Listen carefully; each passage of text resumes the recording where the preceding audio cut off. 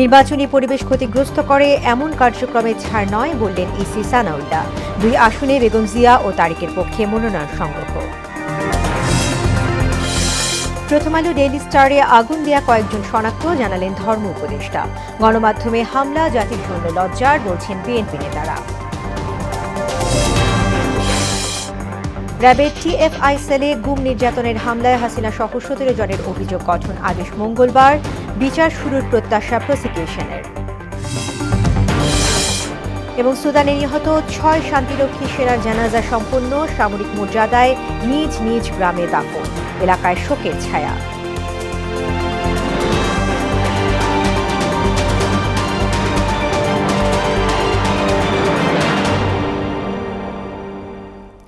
আসসালামু আলাইকুম, মোহনা সংবাদে সবাইকে স্বাগত। শুনছিলেন শিরোনাম, সঙ্গে আছি তাসমিয়া জেরিন। এবারে বিস্তারিত। নির্বাচনী পরিবেশ ক্ষতিগ্রস্ত করে এমন কোনো কার্যক্রমে ছাড় দেওয়া হবে না বলে মন্তব্য করেছেন নির্বাচন কমিশনার আবুল ফজল মোহাম্মদ সানাউল্লাহ। তিনি বলেন, এখন থেকে মাঠ পর্যায়ে যৌথ বাহিনীর অভিযান শুরু হবে। বিকেলে নির্বাচন ভবনে 3 বাহিনী প্রধানের সঙ্গে কমিশনের বৈঠক শেষে সংবাদ সম্মেলনে এসব কথা বলেন ইসি সানাউল্লাহ। সভায় নির্বাচন পূর্ব আইন শৃঙ্খলা পরিস্থিতি পর্যালোচনা, অবৈধ অস্ত্র উদ্ধার ও সন্ত্রাসী কার্যক্রম রোধে যৌথ বাহিনীর কার্যক্রম, প্রার্থী ও রাজনৈতিক দলের জন্য প্রণীত আচরণবিধি প্রতিপালন এবং নির্বাচনী পরিবেশ বজায় রাখার বিষয়ে আলোচনা হয়।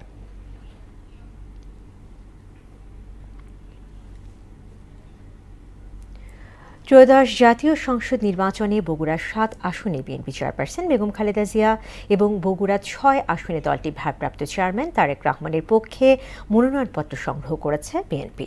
দুপুরে নির্বাচন অফিস থেকে বেগম জিয়ার পক্ষে মনোনয়ন সংগ্রহ করেন সাবেক সংসদ সদস্য হেলালুজ্জামান তালুকদার। অন্যদিকে তারেক রহমানের পক্ষে মনোনয়ন ফর্ম তোলেন জেলা বিএনপি সভাপতি রেজাউল করিম বাদশাহ।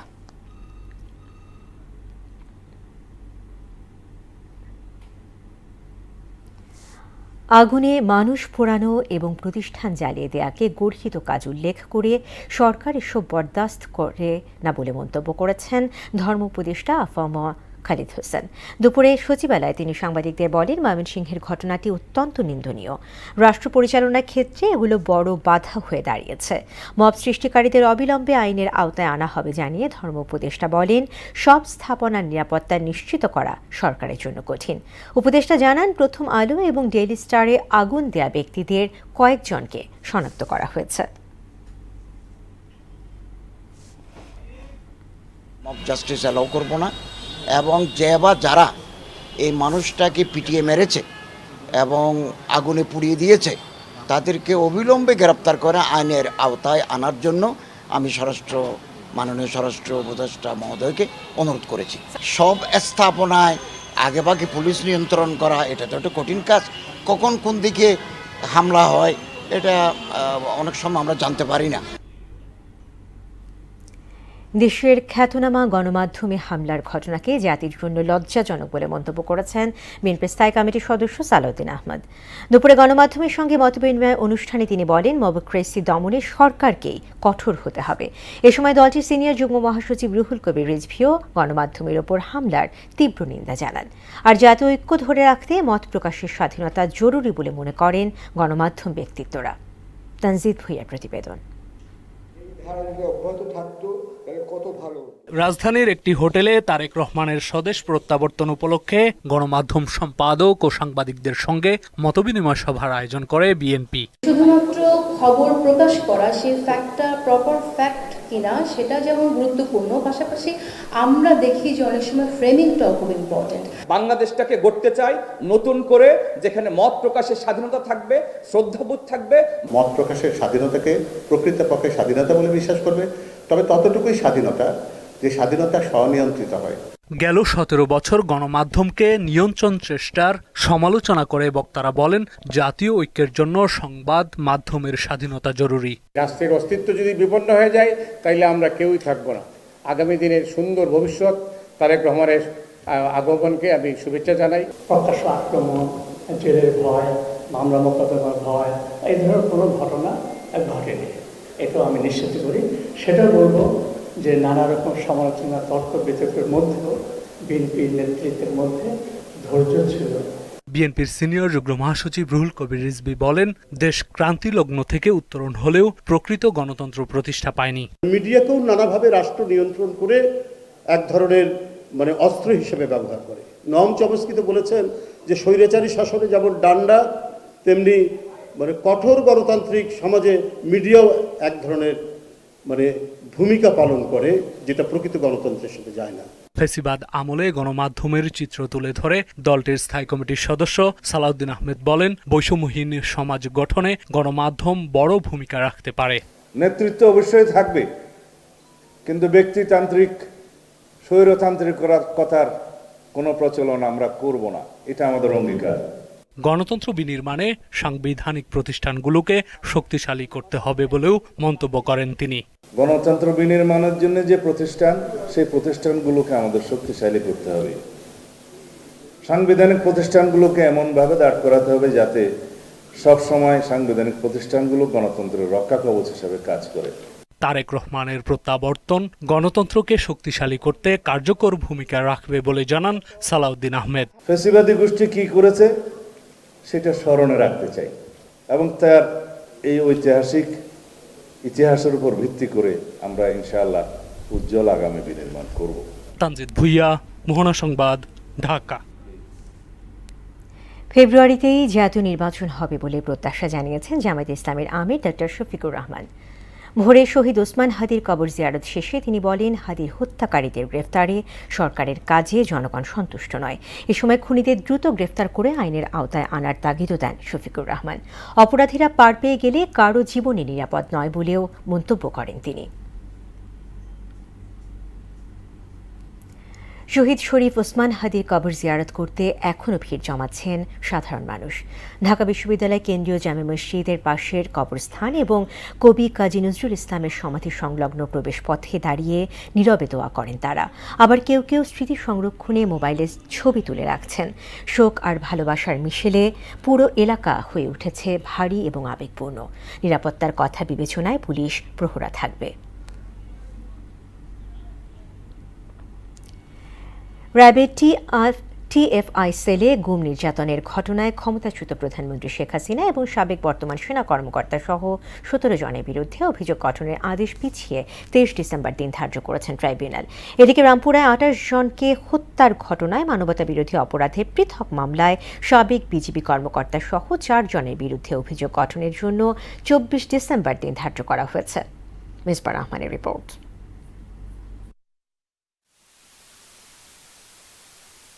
টাস্কফোর্স ফর ইন্টারোগেশন সেলে গুম নির্যাতনের ঘটনায় মানবতা বিরোধী অপরাধ মামলায় গ্রেপ্তার 10 সেনা কর্মকর্তা সহ 17 জনের বিরুদ্ধে অভিযোগ গঠনের বিষয়ে আদেশের দিন থাকলেও তা পিছিয়ে আগামী মঙ্গলবার নতুন দিন ধার্য করেছেন আন্তর্জাতিক অপরাধ ট্রাইব্যুনাল। শুনানিতে 3 আসামির পক্ষে অব্যাহতির আবেদন করেন সিনিয়র আইনজীবী মনসুরুল হক চৌধুরী। 3 জন আসামি তাদের ডিসচার্জের অ্যাপ্লিকেশন দিয়েছে, সেটার উপর হিয়ারিং প্লাস চার্জ ফ্রেমিং। এ সময় সেনা সদস্যদের পক্ষের আইনজীবীরা জানান, প্রসিকিউশন ফরমাল চার্জের অভিযোগ প্রমাণ করতে ব্যর্থ হয়েছে। আমার আসামিরা জেলে আছে, আমি কেন ডিরেক্ট করব? I want to do justice, এবং সেই জন্য আমার যেই পরিমাণ সময় দরকার রিজনেবলি আমি সেই সময়টুকু চাচ্ছি। ওনারা কোথাও বলতে পারেননি হোয়াট রেসপন্সিবিলিটি এই 3 জন আসামির ছিল এই গুমের, যাদেরকে নাম বলেছে যে তাদের গুমের ক্ষেত্রে। আমি কোর্টে প্রেয়ার করেছি যে এই আসামিরা নির্দোষ, তাদেরকে ডিসচার্জ করা হোক। বিচার তার নিজস্ব গতিতে চলছে উল্লেখ করে রাষ্ট্রপক্ষের আইনজীবী শেখ মাহাদি জানান, এ মামলা রাষ্ট্রের কোনো বাহিনীর বিরুদ্ধে নয়, বরং অপরাধীদের বিরুদ্ধে। বারংবার এই বিষয়টিকে সেনাবাহিনীর কর্মকর্তাদের বিচার বলাটা আসলে এটা একটা মিসকনসিভ বিষয়। আমার অনুরোধ থাকবে যারা এই শব্দটি ব্যবহার করছেন তাদের প্রতি, যে আপনারা অপরাধীকে তার প্রকৃত পরিচয়ের আলোকেই তাকে অ্যাড্রেস করবেন এবং সেনাবাহিনীর কথাটা বলা হবে না। এদিন জুলাই অভ্যুত্থানে রাজধানী রামপুরায় 28 জনকে হত্যার ঘটনায় মানবতা বিরোধী অপরাধের পৃথক মামলায় সাবেক বিজিবি কর্মকর্তা লেফটেন্যান্ট কর্নেল রেদানুল ইসলাম সহ 4 জনের বিরুদ্ধে আনুষ্ঠানিক অভিযোগ গঠনের জন্য 24 ডিসেম্বর দিন ধার্য করেছেন ট্রাইব্যুনাল 1। এদিকে আশুলিয়ায় 6 লাশ পড়ানো সহ 7 জনকে হত্যা মামলার তদন্ত কর্মকর্তার জেরা শেষ হয়েছে। মিসবা রহমান, মোহনা সংবাদ, ঢাকা। সুদানে জাতিসংঘ মিশনে সন্ত্রাসীদের ড্রোন হামলায় নিহত 6 বাংলাদেশি শান্তিরক্ষীর জানাজা সম্পন্ন হয়েছে। সকালে ঢাকা সেনানিবাসের কেন্দ্রীয় মসজিদ প্রাঙ্গণে তাদের নামাজে জানাজা অনুষ্ঠিত হয়। পরে রাষ্ট্রপতি, প্রধান উপদেষ্টা এবং 3 বাহিনী প্রধানের পক্ষ থেকে শ্রদ্ধা জানানো হয়। এ সময় আবেগে আপ্লুত হয়ে পড়েন নিহত পরিবারের সদস্যরা। উষা ফেরদৌসের প্রতিবেদন। সুদানের আবেই এলাকায় জাতিসংঘ মিশনের একটি ঘাঁটিতে সন্ত্রাসীদের ড্রোন হামলায় শহীদ 6 শান্তিরক্ষীর নামাজে জানাজা ঢাকা সেনানিবাস কেন্দ্রীয় মসজিদে অনুষ্ঠিত হয়। এতে স্বরাষ্ট্র উপদেষ্টা জাহাঙ্গীর আলম চৌধুরী, সেনাপ্রধান জেনারেল ওয়াকারুজ্জামান, নৌবাহিনী প্রধান অ্যাডমিরাল এম নাজিমুল হাসান ও বিমান বাহিনী প্রধান air chief marshal Hasan Mahmud Khan সহ সশস্ত্র বাহিনীর ঊর্ধ্বতন কর্মকর্তা ও সদস্যরা উপস্থিত ছিলেন। জানাজা শেষে রাষ্ট্রপতি, প্রধান উপদেষ্টা ও 3 বাহিনী প্রধানের পক্ষ থেকে পুষ্পস্তবক অর্পণ করা হয়। জানাজার আগে শহীদ শান্তিরক্ষীদের জীবন বৃত্তান্ত পাঠ করা হয়। কাদেগুলি লজিস্টিক বেস সুদানে সন্ত্রাসী গোষ্ঠী কর্তৃক ড্রোন হামলায় শাহাদত বরণ করেন। ইন্না লিল্লাহি ওয়া ইন্না ইলাইহি রাজিউন। এতে ইউএনএফপির chief community liaison officer mister Boris আত্মত্যাগকারী বীরদের অবদান তুলে ধরেন।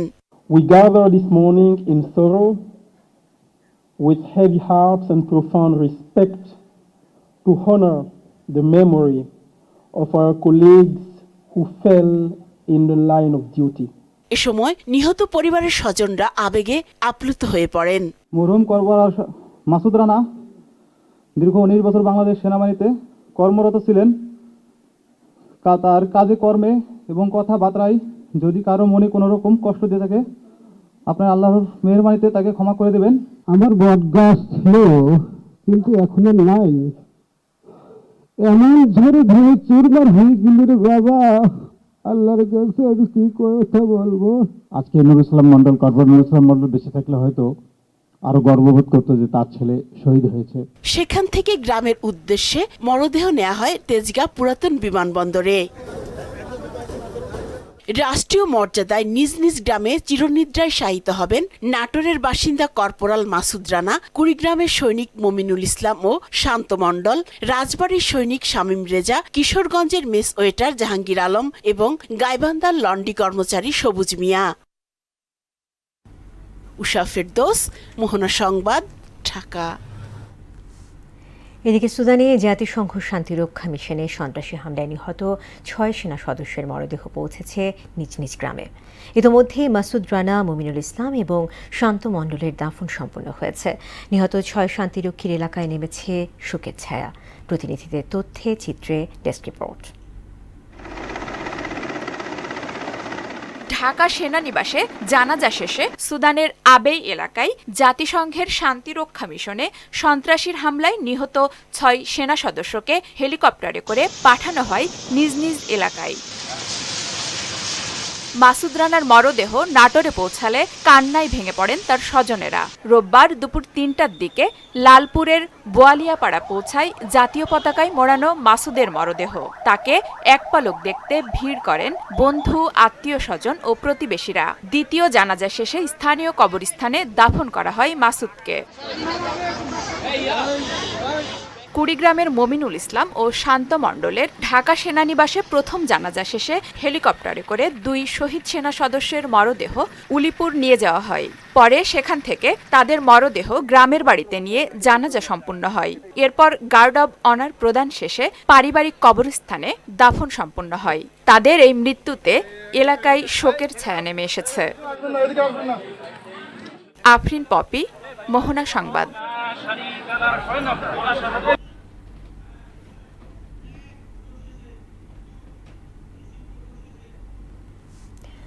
দর্শক, নির্বাচন কমিশনের ইসির বৈঠক শেষে এ বিষয়ে নির্বাচন ভবনে বক্তব্য রাখছেন নির্বাচন কমিশনার আবুল ফজল মোহাম্মদ সানাউল্লাহ। সরাসরি চলে যাচ্ছে তার বক্তব্যে।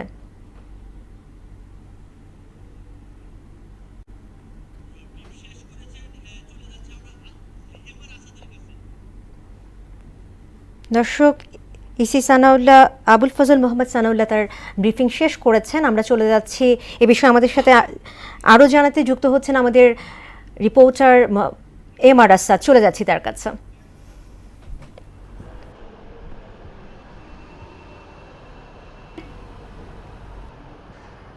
জি, যে আজকে আসলে দিনব্যাপী যে বৈঠকটি ছিল, আসলে সকালে 3 বাহিনীর প্রধান ছিলেন, সেখানে প্রধান নির্বাচন কমিশনার এম নাসির উদ্দিন সহ 4 যে কমিশনার তারা ছিলেন, এবং সেখানে 3 বাহিনীর প্রধানরাও আসলে ছিলেন।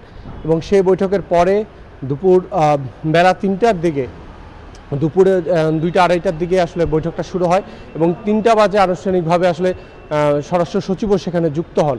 তো মূলত 3টা বাজে যে বৈঠকটি শুরু হয়, এরপর এখন পর্যন্ত আসলে বৈঠকটি চলছিল এবং কিছুক্ষণ আগেই প্রধান নির্বাচন কমিশনের যিনি মুখপাত্র, নির্বাচন কমিশনার ব্রিগেডিয়ার জেনারেল অবসরপ্রাপ্ত আবুল ফজল মোহাম্মদ সানাউল্লাহ একটি ব্রিফিং করেছিলেন এবং সেই ব্রিফিংয়ে তিনি আসলে আমাদেরকে পুরো আজকের যে 2 দফা আসলে আইনশৃঙ্খলা বাহিনীর প্রধানদের সঙ্গে এবং আইনশৃঙ্খলা বাহিনীর প্রতিনিধিদের সঙ্গে যে বৈঠকটি হয়েছিল সেটি নিয়ে আমাদেরকে তিনি জানান। এবং প্রথমত তিনি যে প্রশ্নটি আসলে বারবার মানুষের মনে উঠেছে যে আইন শৃঙ্খলা পরিস্থিতির এমন যে বর্তমানের ঘটনা প্রবাহ, এমন অবস্থায় আসলে সুষ্ঠু নির্বাচন কতটুকু সম্ভব, এবং সেটার প্রশ্নে আসলে তিনি বলেছেন যে 5ই আগস্ট পরবর্তী সময়ে আইন শৃঙ্খলা বাহিনীর যে ইমেজ সংকট আসলে তৈরি হয়েছিল, সেটিকে কেন্দ্র করেই আইন শৃঙ্খলা বাহিনীর এই যে মানবিক হওয়ার যে প্রচেষ্টা, সেটির আসলে সুযোগের একটি অপব্যবহার করেছে একটি স্বার্থান্বেষী চক্র, এবং সেটিকে পুঁজি করেই তারা এই ধরনের ঘটনাগুলো ঘটাচ্ছে। হত্যাকাণ্ডর ঘটনা কিংবা যে নাশকতার চেষ্টাগুলো চলছে। এবং তিনি বলছেন যে এখন থেকে আইন শৃঙ্খলা রক্ষাকারী বাহিনীর সদস্যরা আজকে এই আলোচনায়, পর্যালোচনার যে বৈঠক ছিল সেখানে তারা জানিয়েছেন যে তারা সম্পূর্ণ কঠোর অবস্থানে যাবেন। এবং নির্বাচন কমিশনার আবুল ফজল মোহাম্মদ সানাউল্লাহ এটুকুও বলেছেন যে এখন থেকে যৌথ বাহিনীর যে অভিযান সেটি অপারেশনালের দিকে তারা যাবেন এবং সেনাবাহিনীর 1 লাখ সেনা সদস্য কিন্তু আসলে নির্বাচনের জন্য আসলে মাঠে থাকবেন। তার মধ্যে 3 ভাগের 1 ভাগ ইতিমধ্যেই মাঠে নেমে পড়েছেন এবং খুব দ্রুতই বাকি পূর্ণ যে 1 লাখ সেনা সদস্য আসলে মাঠে থাকার কথা তারাও নামবেন। এছাড়া তিনি বলছেন যে বিভিন্ন গণমাধ্যমের উপর হামলা কিংবা যে ভাঙচুরের ঘটনাগুলো ঘটছে, নির্বাচন কমিশনের যে অফিসগুলোতে হামলার ঘটনা চলছে, উনি বলেছেন যে এখন থেকে আজকের এই বৈঠকের পর কঠোরভাবে সিদ্ধান্ত নেওয়া হয়েছে এবং নির্দেশনা দেওয়া হয়েছে যে এখন থেকে কোনো নাশকতা করার জন্য কাউকে কোনো সুযোগ দেওয়া হবে না, এবং এর জন্য বিভিন্ন গুরুত্বপূর্ণ যে স্থানগুলো রয়েছে, সড়কগুলো রয়েছে, সেখানে চেক পয়েন্ট করা হবে এবং চেক পয়েন্ট স্থাপনার মাধ্যমে ইতিমধ্যেও কিন্তু উনি বলেছেন যে প্রায় 10 থেকে 20 হাজার অবৈধ মোটরসাইকেলও কিন্তু এখন পর্যন্ত আটক করা হয়েছে। প্রথম এই গণমাধ্যমের ওপর হামলার যে ঘটনাটি কিছুদিন আগে ঘটেছে, সেই বিষয়েও ইতিমধ্যে 20 জনকে আটক করা হয়েছে। সুতরাং নির্বাচন কমিশনের পক্ষ থেকে আসলে যে বিষয়টি আসলে বারবার জানানো হয়েছে আজকে, যে মূল বক্তব্যটি হচ্ছে যে নির্বাচন কমিশন এখন থেকে কঠোর অবস্থানে থাকবে এবং সেই সঙ্গে নির্বাচন কমিশনকে সহায়তা করার জন্য যে আইন শৃঙ্খলা রক্ষাকারী বাহিনীর সদস্যরা রয়েছেন, সেই আইন শৃঙ্খলা রক্ষাকারী বাহিনীর সদস্যরা আসলে কঠোর অবস্থানে যাবেন। তো এখন পর্যন্ত আমার কাছে এই ছিল সবশেষ। আসাদ, আপনাকে ধন্যবাদ।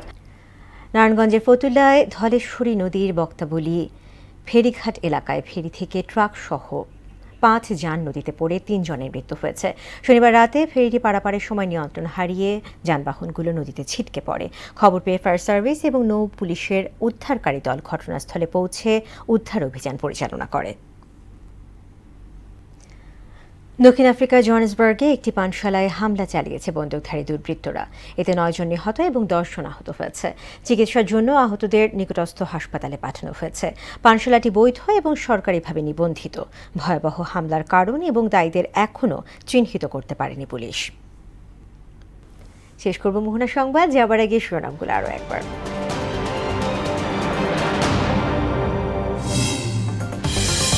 নির্বাচনী পরিবেশ ক্ষতিগ্রস্ত করে এমন কার্যক্রমে ছাড় নয় বললেন ইসি সানাউল্লাহ। 2 আসনে বেগম জিয়া ও তারেকের পক্ষে মনোনয়ন সংগ্রহ। প্রথম আলো ডেইলি স্টারে আগুন দেয়া কয়েকজন শনাক্ত, জানালেন ধর্ম উপদেষ্টা।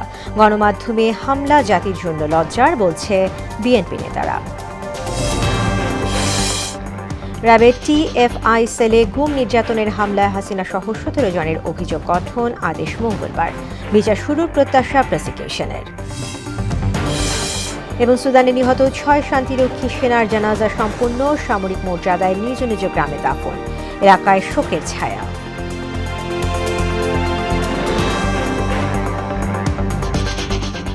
দর্শক, এই ছিল মোহনা সংবাদে। পরবর্তী সংবাদ রাত 9টায়, এর আগে সন্ধ্যা 7টায় দেখবেন সংবাদ এক নজরে। এছাড়া মোহনার সবশেষ খবর জানতে ভিজিট করুন www.mohana.tv। সংবাদ দেখতে পারেন আমাদের ফেসবুক পেজ ও ইউটিউবেও। এতক্ষণ সঙ্গে থাকার জন্য ধন্যবাদ।